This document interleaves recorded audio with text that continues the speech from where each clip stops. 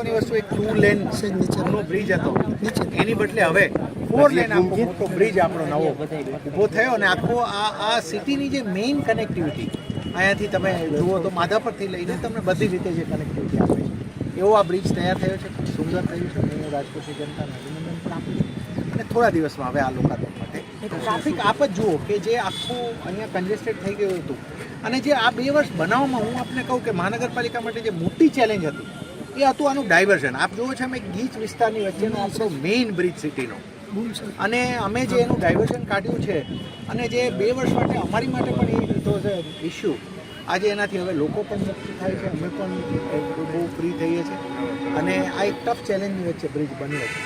ખૂબ આનંદ છે. ત્રુટીઓ માઇનર જે કંઈ ત્રુટીઓ હતી એ બધી સાહેબ આ બાજુ ફરી જાઓ કરી અને આજે અમે ફાઇનલ જોઈ લીધું છે. We are happy with the present status. હવે સંપૂર્ણ રીતે અમે સંતુષ્ટ છીએ અને હવે બસ આને હવે લોકો માટે છે.